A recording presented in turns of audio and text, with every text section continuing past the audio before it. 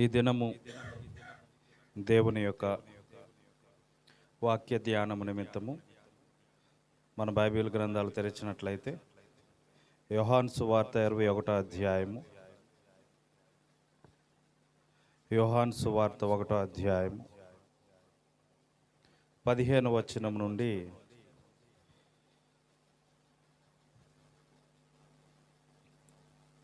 17వ వచనం వరకు కూడా ధ్యానం చేసుకుందాం. ఆత్మ నడిపింపు కొరకు ప్రార్థన. మా జీవము గల దేవా, సత్యమును జీవమును మార్గమునై ఉన్నంటి దేవా, ఈరోజు నీ సత్యవాక్య లేఖన భాగములో నుండి సంఘముతో, సంఘము వెలుపటి వారితో, యూట్యూబ్ ఛానల్ ద్వారా వీక్షిస్తున్నట్టు నీ ప్రజలతో మీరే మాట్లాడమని అడుగుచూ ఉన్నాను.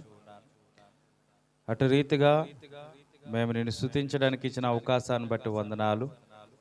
ఈ చిన్న పరిచర్య ద్వారా మీరు మహిమ పొందుకోమని నజరేయుడైన యేసుక్రీస్తు నామమున బ్రతిమాలు వేడుకుంటున్నాను పరమ తండ్రి, ఆమేన్.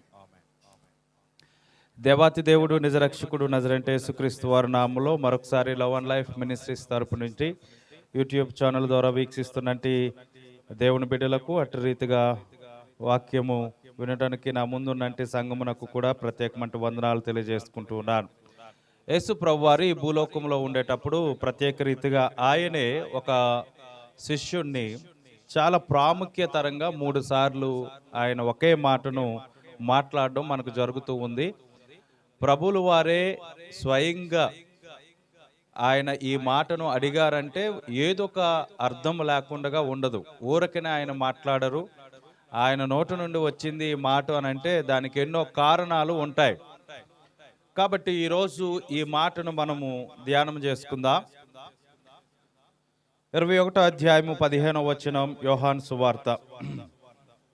వారు భోజనము చేసిన తరువాత యేసు సీమోను పేతురును చూచి, యోహాను కుమారుడైన సీమోను, వీరి కంటే నీవు నన్ను ఎక్కువగా ప్రేమించుచున్నావా అని అడుగుగా, అతడు, అవును ప్రభువా, నేను నిన్ను ప్రేమించుచున్నానని నీవు ఎరుగుదువని ఆయనతో చెప్పను. యేసు నా గొర్రె పిల్లలను మేపుమని అతనితో చెప్పాను. మరలా ఆయన, యోహాను కుమారుడు అయిన సీమోను, నన్ను ప్రేమించుచున్నావా అని 2వసారి అతనిని అడగగా, అతడు, అవును ప్రభువా, నేను నిన్ను ప్రేమించుచున్నానని నీవు ఎరుగుదువని ఆయనతో చెప్పాను. ఆయన నా గొర్రెలను కాయమని చెప్పాను. 3వసారి ఆయన, యోహాను కుమారుడు అయిన సీమోను, నన్ను ప్రేమించుచున్నావా అని అతనిని అడిగాను. నన్ను ప్రేమించుచున్నావా అని 3వసారి తన్ను అడిగినందుకు పేతురు వ్యసనపడి, ప్రభువా, నీవు సమస్తమును ఎరుగున వాడవు, నిన్ను ప్రేమించుచున్నానని నీవే ఎరుగుదువని ఆయనతో చెప్పాను. యేసు, నా గొర్రెలను మేపుము. దేవుని పరిశుద్ధ వాక్య లేఖన భాగములో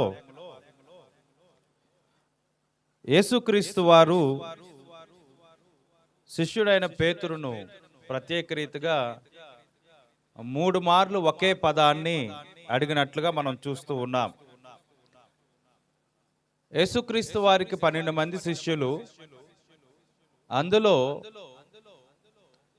ప్రత్యేకింపబడినట్టు వారు 3 కలరు. అందులో వారందరికీ కూడా, శిష్యులందరిలో కూడా ప్రయారిటీ కలిగిన వ్యక్తి, ఉన్నతమైన వ్యక్తి పేతురు గారు.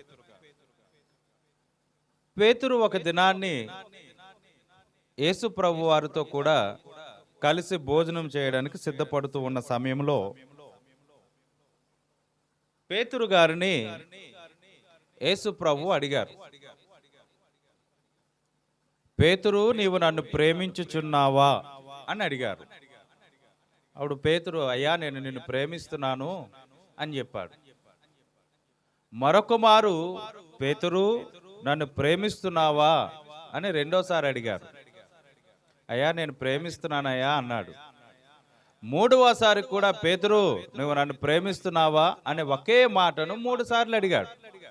అప్పుడు పేతురు వ్యసనపడి అంటే చిన్న కోపము కూడా వచ్చినట్టుగా మనం చూస్తూ ఉన్నాం. అప్పుడు ఆయన ఇచ్చిన సమాధానం ఏంటనంటే, పేతురిచ్చిన సమాధానం ఏంటనంటే, నేను నిన్ను ప్రేమిస్తున్నానో లేదో అది నీకు మాత్రమే తెలుసు అంటూ అక్కడ ఒక మాట అన్నాడు. ఏమనంటే, సమస్తమును నీవు ఎరిగి ఉన్నవాడవు. దేవునికి స్తోత్రం కలుగునుగాక. మనం ఆరాధిస్తున్నట్టు దేవుడు సమస్తమును ఎరిగి ఉన్న దేవుడు. కొన్ని విషయాలు మాత్రమే ఆయన తెలుసుకొని మరికొన్ని విషయాలను ఆయన చూడలేనంటి వాడు, ఎరగలేనంటి వాడు కాదు. పేతురు హృదయం ఏంటో తెలుసు, మిగతా 11 మంది హృదయాలేంటో తెలుసు. యేసు ప్రభువుని ఎవరు ప్రేమిస్తున్నారో వారి శిష్యుల్లో తెలుసు. ప్రత్యేక రీతిగా పేతురునే ఎందుకు అడిగాడో కూడా ఆయనకు తెలుసు. ఎందుకంటే ఆయన సమస్తము ఎరిగి ఉన్నంటి దేవుడు, మన హృదయాంతరంగములను ఎరిగి ఉన్నంటి దేవుడు. మానవులు పైరూపాన్ని చూస్తారు, దేవుడు హృదయాంతరంగములను పరిశోధించేవాడు. కొరింథీ పత్రిక 13వ అధ్యాయంలో చెప్పినట్లుగా, ఒకవేళ మానవులు ప్రేమ స్వరూపులుగా బయటికి కనబడతారేమో, ఒకవేళ ప్రేమను గూర్చి కొన్ని విషయాలు పాటల్లో కానీ వారి క్రియల్లో కానీ బయటకు చూపిస్తారేమో, కానీ వారి యొక్క ప్రేమ విధానాన్ని దేవుడు మనకంట ముందుగా మన హృదయాలను ఎరిగినట్టు దేవుడు కాబట్టి ఆయన ప్రేమను గూర్చి చాలా విషయాలు చెప్పి ఉన్నాడు.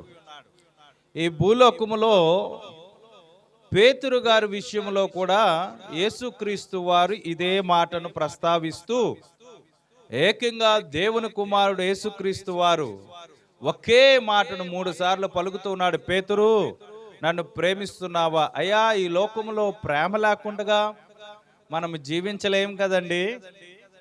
ప్రేమ కలిగి ఉంటున్నాం మన బిడ్డల పట్ల, ప్రేమ కలిగి ఉంటున్నాం మన కుటుంబ సభ్యుల పట్ల, ప్రేమ కలిగి ఉంటున్నాం సంఘం పట్ల. వారు ప్రైజ్ లార్డ్ చెప్తున్నారు, మేము కూడా ప్రైజ్ లార్డ్ చెప్తున్నాం. వారు వందనాలు చెప్తున్నారు, మేము కూడా వందనాలు చెప్తున్నాం. వారు నవ్వుతున్నారు, మేము కూడా నవ్వుతున్నాం.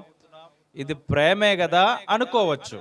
ఎస్, ఇది ఒక రకమైన ప్రేమ కానీ నిజమైన ప్రేమ కాదు. డాంబికమైన ప్రేమ, మనుషులను మెప్పించే ప్రేమ, మనుషుల ముందు నటన కలిగినట్టు ప్రేమ. అందుకే యేసు ప్రభు వారు ఈ భూలోకంలో ఉండేటప్పుడు యోహాను సువార్త 11వ అధ్యాయంలో లాజరు అనే ఒక స్నేహితుడు యేసు ప్రభు వారికి కలరు. యేసుక్రీస్తు చాలా సందర్భాల్లో ఆయన ఆ ప్రాంతం వెళ్ళినప్పుడు లాజరును తన యొక్క సహోదరులు ఉండినప్పుడు వారు అనేక మారులు యేసు ప్రభు వారికి భోజనపు పరిచర్య చేసేవారు, చక్కని రుచికరమైన భోజనాలు పెట్టేవారు. ఒక సందర్భంలో తన ప్రేమించినట్టి స్నేహితుడైనట్టు లాజరు మరణించిన స్థితికి వస్తాడు. ఆ విషయం తెలుసుకున్న తర్వాత యేసుక్రీస్తు వారు లాజరు దగ్గరికి వెళతారు. చూద్దాం ఒకసారి యోహాను సువార్త 11వ అధ్యాయము. లాజరు దగ్గరికి వెళ్ళినప్పుడు లాజరును చూసి, ఇక్కడ ఒక మాట మనకి కనబడుతూ ఉంది. 11వ అధ్యాయము. లాజరును చూసి యేసుక్రీస్తు వారు కన్నీళ్లు విడిచినట్లుగా మనం చూస్తూ ఉన్నాం. 34వ వచనములో, వారు ప్రభువు వచ్చి చూడమని అతనితో చెప్పిరి. యేసు కన్నీళ్లు విడిచెను కాబట్టి యూదులు అతనుని ఎలాగు ప్రేమించును చూడుడని చెప్పుకొనిరి. దేవుని కుమారుడైన యేసుక్రీస్తు వారు లాజరును గురించి ఏడుస్తూ ఉన్నాడు, స్నేహితుడిని గురించి ఏడుస్తూ ఉన్నాడు. ఈ స్నేహములో ఏం కనబడుతుందంటే ప్రేమ కనబడుతూ ఉంది. వాస్తవానికి యేసుక్రీస్తుని ఆ రోజు ఎక్కువగా అభిమానించేవారు, ప్రేమించేవారు ఉన్నారు. కానీ యేసు ప్రభువారే లాజరుని ఎక్కువగా ప్రేమించినట్లుగా మనం చూస్తూ ఉన్నాం. లాజరు మరణించిన సమయానికి వచ్చినప్పుడు యేసు కన్నీళ్లు విడుచుచు ఆయన బాధపడుతున్న పరిస్థితుల్లో అక్కడున్నట్టు ప్రజలందరూ కూడా లాజరును ఎట్టి రీతిగా ప్రేమించున్నాడో యేసుప్రభు వారు చూడండి అని మాట్లాడుకుంటూ ఉన్నాడు. అయితే లాజరుని ఎప్పుడు కూడా అటు రీతిగా అడగలేదు. లాజరు, నువ్వు నన్ను ప్రేమిస్తున్నావా అని అడగలేదు. కానీ ప్రభువు వారే లాజరును ప్రేమించాడు. కానీ ఇక్కడ పేతురు అనేక సందర్భాల్లో యేసుక్రీస్తు వారితో ఉంటూ, యేసుక్రీస్తు వారితో తిరుగుతూ, యేసుక్రీస్తు వారితో ప్రయాణం చేస్తూ, ఆయన పరిచర్యలో పాలు పంపులు పొందుతూ అనేక మందికి రొట్టెలు పంచడంలో కానీ, అనేక మందికి ఆహారం పెట్టడంలో కానీ, అనేక మందికి క్రియలు చేసినప్పుడు కానీ, అనేక మందికి స్వస్థతలు వచ్చినప్పుడు కానీ, ఈయన స్వయాన ఆయన రెండు కళ్ళతో చూసి ఆ కార్యములను చూసేవాడుగా, ఆనందించేవాడుగా, అద్భుతములను చూసి అనేక మందికి చెప్పేవాడిగా ఉన్నాడు. అలాంటి పేతురుతో ఎందుకో యేసుక్రీస్తు వారు అంటున్నారు, యేసుక్రీస్తు వారు అంటున్నారు, పేతురు, నువ్వు నన్ను ప్రేమిస్తున్నావా? ఎందుకు అని అంటే, పేతురు చాలా సందర్భాల్లో యేసు ప్రభు వారి దగ్గర తప్పిపోయారు. అనేక పరిస్థితులుగా ఆయనకున్న ఆలోచన, దుడుకుతనం, ఆయనకున్నట్టు దుడుకుతనాన్ని బట్టి, ఆయనకున్న ఆలోచన బట్టి యేసుక్రీస్తు వారి యొక్క మార్గాలు, ఆలోచనలు, తలంపులు వేరుగా ఉంటే, ఈయన యొక్క ఆలోచనలు, తలంపులు వేరుగా ఉండే. ఈ దుడుకు స్వభావం ఉన్నట్టు వారికి ఆలోచన ఏంటంటే, వీరు నమ్ముకోరు. ఎవరో పక్కవారు చెప్తే వీళ్ళు నమ్ముతారనమాట. వీళ్ళు నమ్ముకునే స్థాయి ఉండదు. ఈ దుడుకుతనముతో ఉన్నట్టు వారికి ఏంటంటే, పక్కవారు ఏదో ఒక చిన్నగా ఒక మాట చెబితే ఆ మాటను పట్టుకొని వీళ్ళు అది నిజమేనా అనుకుంటారు. అందుకే ఆదిమ మానవులైనంటే హవ్వ దగ్గరికి వెళ్ళి అక్కడ ఉన్నట్టు లూసిఫర్ ఒక మాట చెప్తాడు, మీరు ఈ ఫలము తినొద్దని దేవుడు చెప్పాడా అంటే, అవును తినొద్దనే చెప్పాడు. అవునా, అయితే దేవుడు మీతో అబద్ధం చెప్పాడు. ఒకవేళ మీరు ఈ పండుని మీరు తింటే మీరు దైవ స్వరూపులుగా మారిపోతారు, దేవతలుగా మారిపోతారు, దేవుళ్ళుగా మారిపోతారు. అందుకే దేవుడు మీకు ఈ పండుని తినొద్దన్నాడు. ఆయనతో సమానంగా అయిపోతాడంటే, అవునా, ఇది నిజమా అని లూసిఫర్ యొక్క మాట హవ్వ విన్నది. అందుకే ఆ దుడుకు స్వభావం ఏ రోజైతే, ఆ పరిస్థితి ఎప్పుడైతే దేవుని మాట కన్నా, సేవకుని మాట కన్నా బయట వారి మాట వింటారో, అప్పుడేమవుతుందనంటే వీరిలో ఒక రకమైన స్వభావం కలిగి ఉన్నది లేనట్టుగా, లేదు ఉన్నట్టుగా చాలా వీళ్ళు ఆలోచన చేసుకుంటారు. పేతురు కూడా అంతే. చాలా సందర్భాల్లో యేసు ప్రభు వారు ఒక దినాన్ని, గత వారంలో నేను 14వ అధ్యాయం మత్తయి సువార్తలో మనం మాట్లాడుకునేటప్పుడు, యేసు ప్రభు వారు ఆయన నీటి మీద నడుస్తూ వస్తూ ఉండగా పేతురు కూడా, అక్కడ ఉన్న శిష్యులందరూ ఎవరు అడగలేదు కానీ పేతురు కూడా అంటాడు, ఏమనంటే, ప్రభువా నీకు ఇష్టమైతే నేను కూడా నీటి మీద నడాలనుకుంటున్నాను, నేను నడుటానికి ఇష్టమేనంటే, పేతురు నడు అన్నాడు. అంటే దుడుకు స్వభావం. ఒక్కొక్క మారేమనంటే, ఆయన అప్పగింపబడిన రాత్రి ఆయన ఒక గిన్నెను పట్టుకొని, ఒక పల్లెమును పట్టుకొని, నీళ్లు పట్టుకొని ఆయన కాళ్ళు కడుగుతూ ఉంటే శిష్యులకు పాద పరిచర్య చేస్తూ ఉన్నాడు. ఒకరినొకరు తగ్గించుకొని ఉండండి, ప్రేమ కలిగి ఉండండి. కాబట్టి పేతురు అని అందరికీ కూడా ఆయన కాళ్ళను కడిగి ఆయన ఆ పరిచర్య చేస్తూ ఉంటే, అప్పుడు పేతురు దగ్గరకు వచ్చేటప్పటికి పేతురు అంటున్నాడు, ఏమనంటే, ప్రభువా నీవు నా కాళ్ళు కడుగుట సబువు కాదు అన్నాడు. అందరూ కడిగించుకున్నారు కదయ్యా, నువ్వు కూడా కడుగు. ఎవడైనా యజమానుడిగా ఉండాలంటే దాసుని వాళ్ళు పని చేయాలి. మీరు కూడా రేపు నేను మరణించిన తర్వాత పరిచర్య మీరు చేయాలంటే మీరు యజమానుడిగా ఉన్నప్పటికీ కూడా దాసుని స్వభావం కలిగి ఉండాలి. యజమానులుగా ఉన్నప్పటికీ కూడా దాసుని స్వభావం కలిగి ఉండాలి అని చెప్పాడు. అప్పుడు చెప్పినప్పుడు అప్పుడు అంటున్నాడు, అయితే ఓకే ప్రభువా, మరి నేను ఎలా కడక్కపోతే పేతురు, నాతో నీవు కానీ నీతో నేను కానీ ఉండడం అసాధ్యం అని అంటే, అప్పుడు అంటాడు పేతురు ఏమంటాడంటే, ప్రభువా అలాగైతే నా కాళ్ళనే కాదు నా దేహం మొత్తం గడిగేసే అంటాడు. దుడుకు స్వభావం. ఈయనకున్న దుడుకు స్వభావంతో చాలా పొరపాట్లు యేసు ప్రభు వారి ముందు చేశాడు. ఒక మారు అంటాడు, ఏమనంటే, ప్రభువా నిన్ను చంపేసేటప్పుడు నిన్ను దాటుకొని ఎవరైనా వెళ్ళాలి ప్రభువా, నీతో పాటే నేను ఉంటానంటే ప్రభు వారు అన్నారు, ఏమనంటే, పేతురు నేను మరణించే సమయంలో, నన్ను పట్టుకునే సమయంలో నీవు నన్ను ఎరగవని 3 సార్లు నేనెవరో నీకు తెలియదని బొంకుతావా అంటే, ప్రభువా అలాంటి రోజు రాదు అంటే, వస్తుందయ్యా కోడి కుయ్యక మునిపే నీవు 3 సార్లు బొంకుతావు అని చెప్పాడు. పేతురుకున్న స్వభావం అలాంటిది. వీరు వాక్యం మీదో వారి మనస్సు మీదో ద్వితీయ మనస్తత్వం కలిగినట్టు వాడు పేతురు. అయితే అలాంటి పేతురును ప్రత్యేక రీతిగా యేసుక్రీస్తు వారు ప్రభువు వారు అడిగారు. ఏమనంటే, పేతురు నీవు నన్ను ప్రేమించుచున్నావా? దేవునికి స్తోత్రం కలుగును గాక. ఈరోజు మనము ప్రభువును ప్రేమించడం అంటే ఏంటి? అన్య భాషలతో మాట్లాడమా? ప్రభువును ప్రేమించడం అంటే ఏంటి? పెద్ద పెద్ద చరణాలతో మంచి అనుకూలమైన మాటలతో పాటలు పాడడమా? ప్రభువును ప్రేమించడం అంటే ఏంటి? గంటల కొలది ప్రార్థన చేయడమా అనేది ఒకసారి మనము ఆలోచన చేస్తే రండి. 1 కొరింథీ పత్రిక దేవుని యొక్క సన్నిధానములో ఈ మాటలు మనకి కనబడుతూ ఉన్నాయి. రండి, ప్రభు యొక్క సన్నిధానములో మన బైబిల్ను తెరిచి ఈ మాటలను మనము కొన్ని విషయాలను మనము నేర్చుకుందాం. 1 కొరింథీ పత్రిక 13వ అధ్యాయం. మనుషుల భాషతోనూ దేవదూతల భాషతోనూ నేను మాట్లాడినను ప్రేమ లేనివాడినైతే మ్రోగుడు కంచును గనగనలాడు తాళమునై యుందును అన్నాడు. అపోస్తలుడైన పౌలు కొరింథీయులకు రాసిన పత్రికలో ప్రేమ గురించి 13వ అధ్యాయం అంతా కూడా రాసినట్లుగా మనకు కనబడుతూ ఉంది. ఈ ప్రేమను గురించి సంఘములో గాని సంఘము వెలుపుట వారితో గాని అంటున్నాడు. మనుషుల భాష, ఈరోజు మనం ఏదైతే జనరల్గా మనం మాట్లాడుకుంటామో అక్క, బావ, పిన్ని, చిన్నన్న, వదిన, బాబాయ్ అంటూ మాట్లాడుకుంటామో ఈ భాష అయినా సరే, లేదా ఇంతకన్నా ఒకవేళ దైవత్వం కలిగినంటే భాష ఉంటుంది. సహోదరులారా, మిత్రులారా, దేవుని బిడ్డలారా, ఇది దైవ భాషతో కొన్ని వచనాలు, కొన్ని మాటలు మనం పలికినది. వాస్తవానికి చిన్నన్న, బాబాయ్, పెదనాన్న అనే మాటలు నాన్నమ్మ, తాతమ్మ ఎలా అనుకునేది మనుషుల భాష.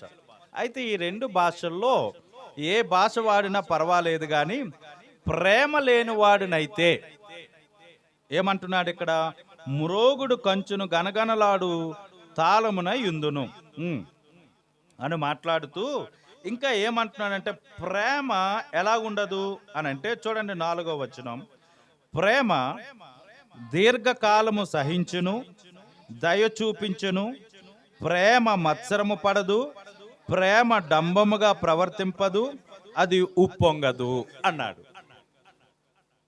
ఏంటి క్రైస్తవ జీవితంలో పేతురును యేసుక్రీస్తు వారు అడిగిన మాటలో అందరికన్నా నేనే స్పెషల్గా కనబడాలి అని పేతురుకున్న ఒక ఆలోచన. పేతురు స్థితిలో మార్పు లేదు. యేసు ప్రభువుతోనే ఉన్నాడు, కానీ యేసు ప్రభు వారిని ఇలా సిలువ వేయగానే అలా వల పట్టుకొని సముద్ర తీరానికి పోయాడు. ఇంకా మా నాయకుడే లేడు, ఇంకా మా పాస్టర్ గారే లేరు, ఇంకా మా సేవకుడే లేడు, ఇంకా మేమేం చేస్తాం అని చెప్పి విశ్వాసం లేకుండా ఏం చేశాడంటే వలలు పట్టుకొని సముద్ర భాగానికి పోయాడు. పోయి వలలు వేస్తూ ఉన్నాడు. అదే వలలు వేసినప్పుడు యేసుక్రీస్తు వారు పేతురుని పిలిచాడు. ఏమనంటే, మీరు చేపల పట్టు జాలారులుగా కాదు, మిమ్మలను మనుషులు పట్టు జాలారుగా చేస్తానని. కానీ ఆ వాగ్దానం మరిచిపోయాడు పేతురు. ఎందుకనంటే ఎవరో చెప్పిన మాటను బట్టో ఆ పరిస్థితిని బట్టో నడుచుకోవడం అలవాటు అయిపోయింది పేతురుకు. ప్రభుతోనే ఉంటున్నాడు, కానీ అక్కడున్న పరిస్థితిని బట్టి నడవడం అలవాటు అయిపోయింది.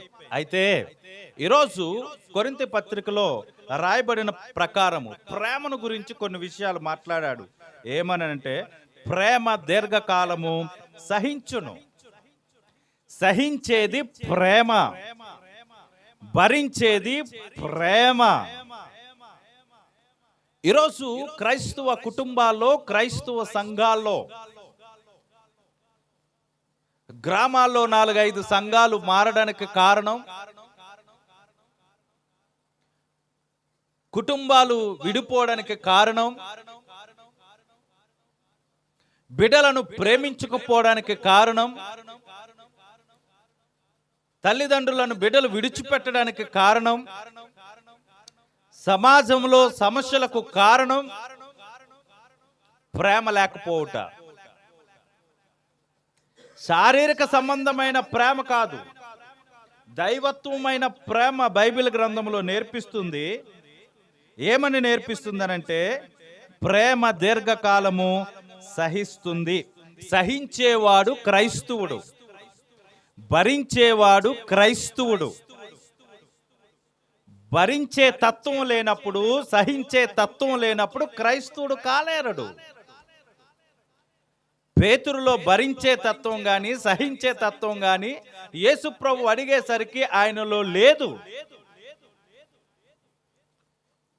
పుట్టి క్రైస్తవులు అయినప్పటికీ, 30 సంవత్సరాలు మన జీవితంలో క్రైస్తత్వంలో ఉన్నప్పటికీ ప్రేమ గురించి పెద్ద పెద్ద పాటలు పాడుతాం. ప్రేమ గురించి పాడాలంటే ఇంకా కవులు కూడా వర్ణించలేని పాటలు క్రైస్తత్వంలో ఉన్నాయి. కానీ ఈ ప్రేమ గురించి మాట్లాడుతూ అపోస్తలుడైన పౌలు సహించేదే క్రైస్తత్వంలో ప్రేమ, భరించేదే క్రైస్తత్వంలో ప్రేమ అని మాట్లాడుతూ ఉన్నాడు. ఇంకా అంటున్నాడు, అది మత్సరపడేది కాదు. బైబిల్ గ్రంథంలో ఆదికాండం 4వ అధ్యాయంలో మొదట కయ్యూను, రెండోవాడు హేబేలు, ఇద్దరు ఒకే తల్లికి పుట్టిన అన్నదమ్ములు. అయితే అన్న తమ్ముడిని చూసి మత్సరపడ్డాడు, అసూయపడ్డాడు. తమ్ముడు చేస్తున్న ప్రార్థన, తమ్ముడు చేసిన బలి అర్పణ దేవుడు విన్నాడు. నా ప్రార్థన ఎందుకు వినలేదు? ఆడికంట ముందు పుట్టాను కదా, కాబట్టి ఎందుకు వినలేదు అని చెప్పి దేవుని మీద కోపం తమ్ముడి మీద చూపించాడు. మన హృదయాన్ని తెలుసుకున్నట్టు వాడు, సమస్తము ఎరిగినట్టు వాడు, నీ అర్పణ స్వీకరించాలో లేదో ఆయనకు మాత్రమే తెలుసు. సమస్తము ఎరుగున్నట్టు దేవుడు. అయితే దేవుని మీద ప్రేమ చూపించక అర్పణ ఇచ్చి తమ్ముడి మీద మత్సరపడి కోపపడి తమ్ముడిని చంపేశాడు. మరి ఇది ప్రేమ కాదే, ఇది ప్రేమ కాదే, ఇది ప్రేమ కాదే. కాబట్టి ప్రేమ మత్సరపడదు, ప్రేమ అసూయ పడదు. రైట్? నా భాష అర్థమవుతుందా? ఒకసారి దేవుని స్తోత్రం చెప్పండి. ప్రేమ అసూయ పడదు. నీవు నీ కుటుంబం మీద అసూయ పడుతున్నావు అని అంటే, నీ ఎదుటి వారి మీద నువ్వు అసూయ పడుతున్నావంటే నువ్వు క్రైస్తవుడే గాని ప్రేమ లేనివాడు. పేతురులాగా ఏదో ఒక రోజు దేవుడు నిన్ను నన్ను కూడా అడుగుతాడు, అమ్మా నీలో ప్రేమ ఉందా? అయ్యా నీలో ప్రేమ ఉందా? ఉంటే మరి ఈరోజు ఇలా ఎందుకు ప్రవర్తించావు, ఈరోజు ఇలా నీవు ఎందుకు అన్నావు అని తప్పనిసరిగా ప్రతి మాటకు దేవునికి మనం జవాబు చెప్పవలసిన అవసరం ఉంది. మత్సరపడేది, అసూయపడేది ప్రేమ కాదు, క్రైస్తవుడు కాదు. క్రైస్తవుడిలో, పేతురులో ఈ లక్షణాలు లేవు. అందుకే పేతురుని అడిగాడు ఒకే మాటను. ఏకంగా దేవుడే, దేవుని కుమారుడే పేతురుని అడిగాడు ఒకే విషయాన్ని, పేతురు ప్రేమిస్తున్నావా, ప్రేమిస్తున్నావా, ప్రేమిస్తున్నావా? ఆయన నరుడు కాదు అన్నిసార్లు మాట్లాడడానికి. దేవుని కుమారుడు సాక్షాత్తు ఈ భూమికి వచ్చినట్టు యేసుక్రీస్తు వారు పేతురుని అడుగుతూ ఉన్న విషయాల్లో కొన్ని మాటలు. అయితే ఇక్కడ మత్సరపడదు అని మాట్లాడుతూ చెప్పండి, ఇంకా ఏమంటున్నాడు? డంబముగా ప్రవర్తించదు. డంబముగా, ప్రేమ డంబముగా ప్రవర్తించదు. ఒక్కొక్కరు చూడండి, చాలా సందర్భాల్లో ఏం చేస్తారంటే అందరూ చూస్తుండగా ఇస్తూ ఉంటారు. మేము ఇచ్చాం అని వారికి తెలియాలి, మేము ఇచ్చామని వారికి తెలియాలి. అందరూ చూస్తుండగా ఇస్తూ ఉంటారు. ఇది డంబము కలిగిన ప్రేమ. యేసుప్రభు వారు అందుకే దేవునికి ఇచ్చే విషయంలో అన్నాడు ఏమనంటే, నీ కుడి చేతితో ఇచ్చింది చెప్పండి ఏమన్నాడు? నీ ఎడమ చేతికి కూడా. నువ్వు ఇచ్చేవాడిగా ఉన్నావా అసలు? అది మొదట తెలుసుకోవాలి. ఒకవేళ ఇస్తే నీ కుడి చేతితో ఇచ్చింది చెప్పండి నీ ఎడమ చేతికి తెలియకూడదు. ఒకవేళ యేసు ప్రభు వారు ఒక సందర్భంలో పేద వెధవరాలు ఇచ్చిన 2 కాసుల గురించి అదే విషయం చెప్పుంటాడు. మీ అందరూ ఇచ్చే దానికన్నా ఈ వెధవరాలు ఇచ్చిన కాసులే చాలా, అదేంటి మేము అంతకన్నా ఎక్కువ డబ్బు ఇచ్చాం కదా, అంతకన్నా ఎక్కువ అర్పణ ఇచ్చాం కదా, ఏమిచ్చింది 2 కాసులే కదా అని అంటే, మీలో ఉన్నది కొంత దాచుకొని కొంత ఇచ్చారు, కానీ ఈమెకు మాత్రము ఉన్నదంతా ఇచ్చింది. అది డంబము లేని ప్రేమ. మీలో కొంత దాచుకొని కొంత ఇచ్చారు, కానీ ఈమె మాత్రం ఉన్నదంతా కూడా ఇచ్చేసింది. అంటే ఆమె అనుకొని ఉంటుంది, యేసుక్రీస్తు వారు నా కొరకు కూడా ఆయన ఏమీ దాచుకోకుండా నా కొరకు ఆయన శరీరాన్ని ఇచ్చేస్తాడు, నా కొరకు ఆయన ప్రాణాన్ని ఇచ్చేస్తాడు, నా కొరకు ఆయన ఆఖరి రక్త బొట్టు చుక్కను కూడా ఆయన ఉంచుకోకుండా ఆఖరి రక్త బొట్టు చుక్కను కూడా నా కొరకే ఇచ్చేస్తాడు. కాబట్టి ఆ డంబము లేని ప్రేమ కొరకు నాకు ఉన్నదంతా ఇచ్చేసినా పర్వాలేదు అనుకుందేమో. ఇది డంబము లేని ప్రేమ. రైట్. ఇంకా మాట్లాడుతూ ఉంటున్నది 5వ వచనం చూడండి.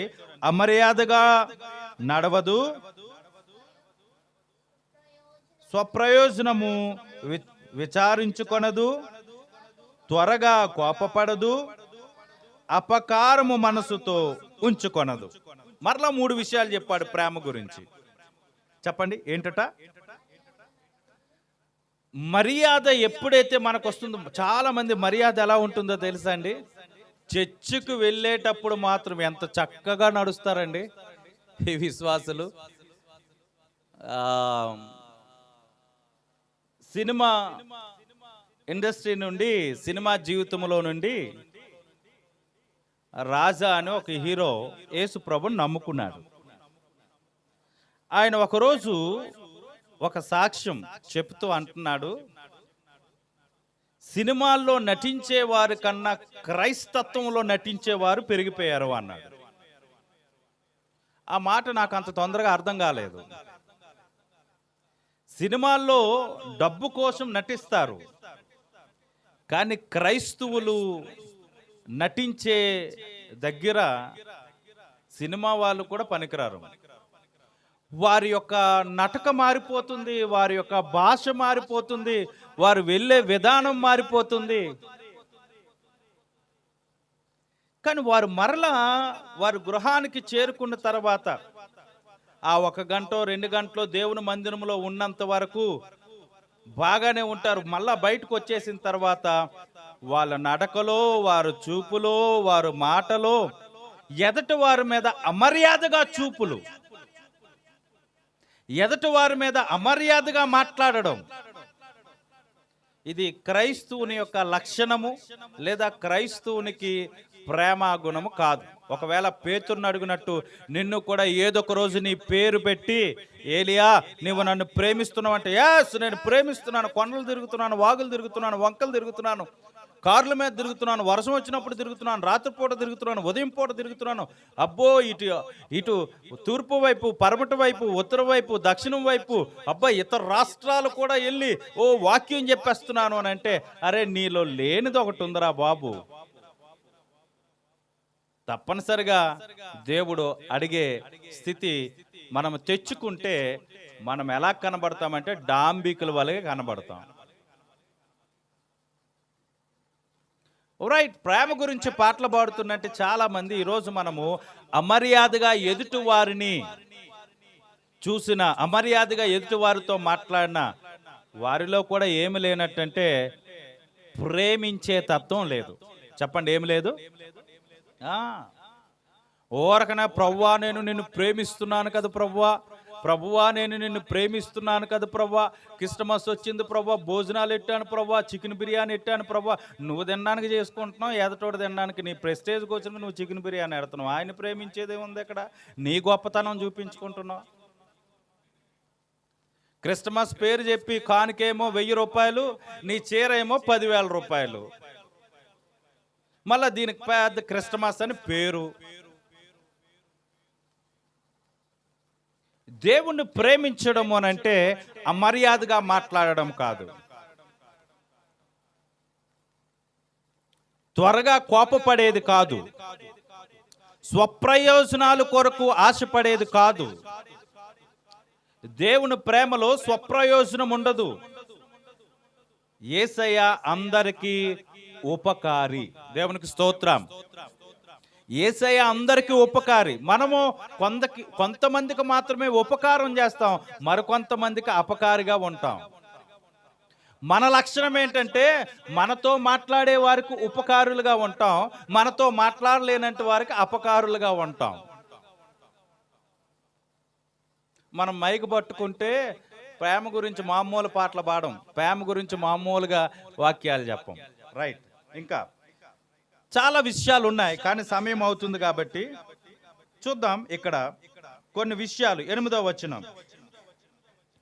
వచనం, ప్రేమ శాశ్వత కాలం ఉండెను, ప్రవచనములైనను నిరార్థకములగును, భాషలైనను నిలిచిపోవును, జ్ఞానమైనను నిరార్థకమగును. చాలండి.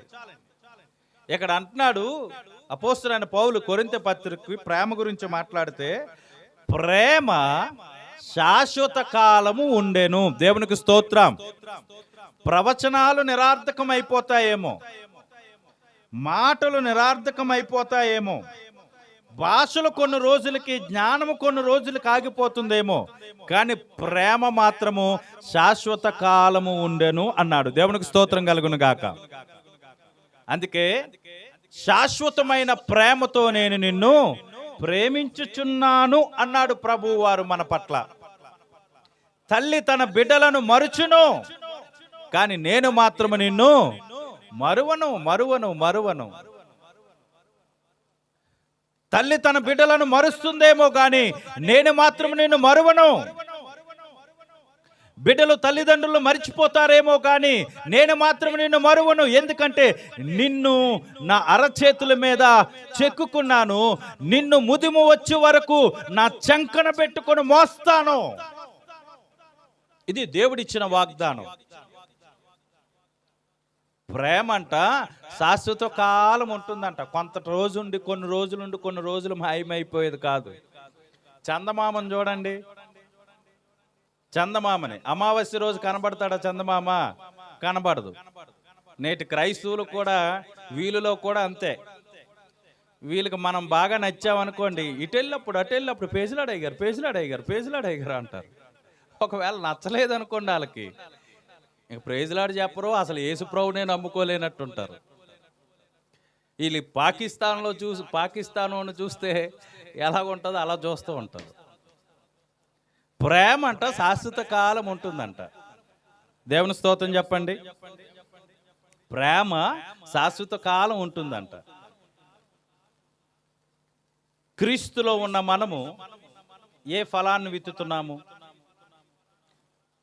ప్రభు పేతురుని అడిగినట్లుగా ఈరోజు నీ పేరుతో పిలిచి, అయ్యా నువ్వు నన్ను ప్రేమిస్తున్నావా అని అంటే, ప్రేమిస్తున్నాను ప్రభా, ఈరోజు కానుకేశాను, దశంభాగం ఇచ్చాను, తలకు స్నానం చేసి వెళ్ళాను, చీరగట్టుకున్నాను అంటే సరిపోదు. ఇవన్నీ ఉన్నాయా లేవా అనేది ఆ ప్రేమలో దానికి అర్థం కావాలి. రండి. ఇంకా అంటున్నాడు శాశ్వత కాలము ప్రేమ ఉంటుంది అని అంటూ ఇక్కడ మరొక మాట తిలకిస్తూ ఉన్నాడు అపోస్తలుడైన పౌలు. 11వ వచనం, నేను పిల్లవాడినై ఉన్నప్పుడు పిల్లవాని వలె మాట్లాడుతిని, పిల్లవాని వలె తలంచి తిని, పిల్లవాని వలె యోచించి తిని, ఇప్పుడు పెద్దవాడై పిల్లవాని చేష్టలు మానివేసి తిని అన్నాడు. ఏంటి చిన్నపిల్లలకు పెద్దవాళ్ళకు తేడా ఏంటి? చిన్నపిల్లలు త్వరగా ప్రేమిస్తారు, త్వరగా కోపపడతారు, త్వరగా అసూయ పడతారు, త్వరగా ఇబ్బందికర పరిస్థితులు ఎదురు చూసుకుంటాం.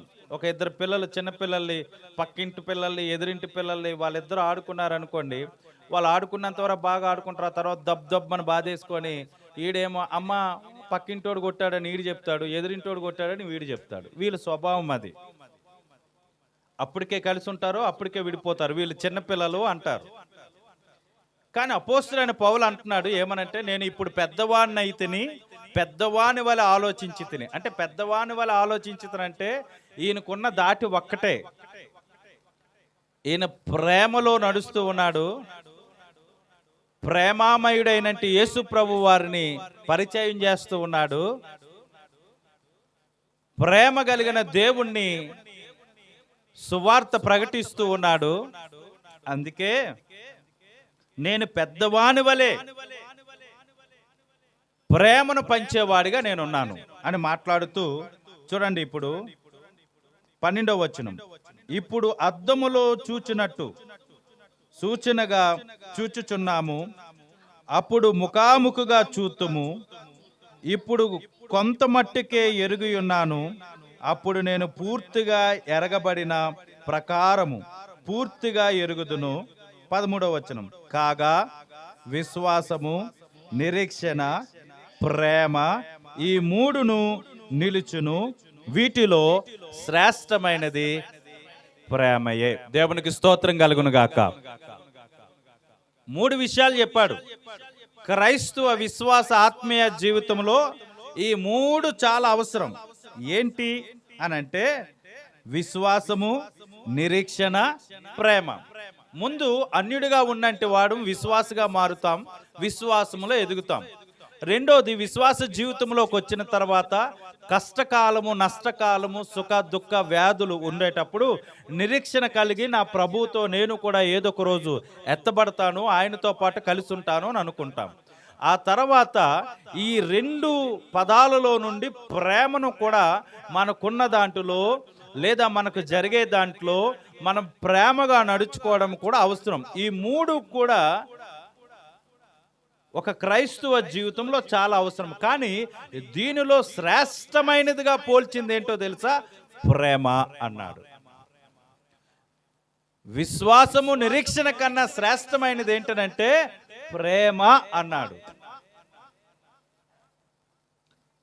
అయితే ఈరోజు మనం నేర్చుకున్న పాఠము, పేతురుని అడిగాడు ఏమనంటే, వ్యసన పడుతూ ఆయన చెప్పిన నేను ప్రేమిస్తున్నానో లేదో నీకు మాత్రము తెలుసు. నిజంగా పేతురు ప్రేమించేవాడే యేసు ప్రభుని, కానీ చాలా సందర్భాల్లో తప్పిపోయాడు.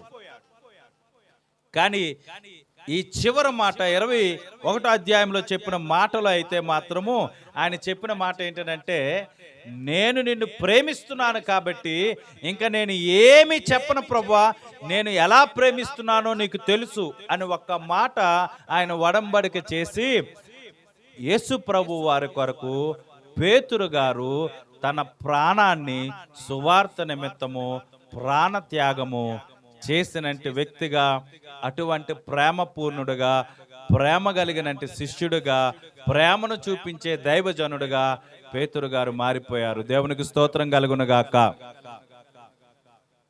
అంతవరకు మరణ భయముతో, చావు భయముతో యేసు ప్రభువుని ఎరగనన్నట్టు వాడు యేసు ప్రభు ఎప్పుడైతే నన్ను ప్రేమిస్తా ఉన్నావా అని అడిగినప్పుడు నేను ప్రేమిస్తున్నాను, ఎస్ నేను నిన్ను ప్రేమిస్తున్నాను ప్రభువా అని అంటే శ్రేష్టమైనది ప్రేమే అని అనుకునవచ్చు. నా యేసయ్య కోసము నా ప్రాణానైనా ఇస్తాను, ఆయన నేను నా ప్రాణము కన్నా ఎక్కువగా ప్రేమిస్తాను. ఈరోజు దేవుని కన్నా ఎక్కువగా మనము ఏది ప్రేమించినట్టు వారుగా ఉండకూడదు. మనము దీనిని ప్రేమించినట్టు వారుగా ఉండగలిగితే, మనము దీనిని ప్రేమించినట్టు వారుగా ఉండగలిగితే, ప్రభువును ప్రేమించేవారుగా ఉండగలిగితే ఆయన కొరకు మనము ప్రాణం ఇవ్వడానికైనా సిద్ధపడతాం. అందుకే సామెతల గ్రంథములో రాయబడింది, ప్రేమ మరణమంతా బలవంతమైనది అని. ప్రభువు వారు నిన్ను ప్రేమించారు, అందుకే నీ కొరకు ఆయన మరణం పొందారు. నీవు కూడా ప్రభువును ప్రేమిస్తే ప్రభువు కొరకు మరణము వచ్చినను కూడా నీవు ప్రభువును ప్రేమిస్తూనే ఉంటావు. ఈరోజు నీ బిడ్డలను నువ్వు ప్రేమించడం సహజం, నీ భార్యను నువ్వు ప్రేమించడం సహజం, నీ కుటుంబాన్ని నువ్వు ప్రేమించడం సహజం. ఈ రోజుల్లో అది కూడా కొదువైపోయింది ప్రేమలో. కానీ దేవాతి దేవుణ్ణి నువ్వు ప్రేమిస్తే, దేవాతి దేవుని నువ్వు ప్రేమిస్తే పేతురుకు పరలోకపు రాజ్యపు తాళాలు యేసు ప్రభు వారు ఇచ్చినట్లుగా సకల ఐశ్వర్యాలు ప్రభువు నీకు ఇవ్వబోతూ ఉన్నాడు. ఈరోజు ఆయన ప్రేమ మన జీవితంలో చూపించగలిగితే, పేతురు ఏ విధంగా అయితే బ్రతికాడో, చివరి దినాల్లో పేతురు ఏ విధంగా అయితే ప్రభు కొరకు ఆయన ప్రాణత్యాగం చేశాడో, అటువంటి ప్రేమను మనం కూడా పొందుకుందాం. మొదట ఆయన నీతిని, ఆయన రాజ్యాన్ని, ఆయన ప్రేమను వెతుకుదాం, ఆయన ప్రేమలో జీవిద్దాం. దేవుడి కొద్ది మాటలు దీవించునుగాక. కృపా కనికరం గల దేవా, నీ ఘనమైన పాదాలకు స్తుతులు స్తోత్రాలు. పేతురును అడిగి ఉన్నావు, పేతురు నువ్వు నన్ను ప్రేమిస్తున్నావా అని. పేతురు తన ప్రేమను గురించి అనేక విషయాలు యేసు ప్రభు దగ్గర, నీ దగ్గర ప్రభువా తప్పిపోయినప్పుడు కూడా ఆయన ఎప్పుడైతే నీతో కమిట్మెంట్ తీసుకొని ప్రభువా నేను నిన్ను ప్రేమిస్తున్నాను, సమస్తము ఎరిగి ఉన్న దేవుడువు అని చెప్పినప్పుడు ఆయన ప్రాణాన్ని నీ కొరకు త్యాగం చేశాడు. నీ పరిచర్య కొరకు ఆయన ప్రాణాన్ని సహితం ఇచ్చేశాడు. అటువంటి నిరీక్షణ, అటువంటి విశ్వాసము, అటువంటి ప్రేమ వాక్యం విన్న ప్రతి వారిలో కలిగి చేయమని నజరేయుడైన యేసుక్రీస్తు నామములో బ్రతిమాలు వేడుకుంటున్నాను పరమ తండ్రి. ఆమేన్. మన పరమ తండ్రి అనే దేవుడు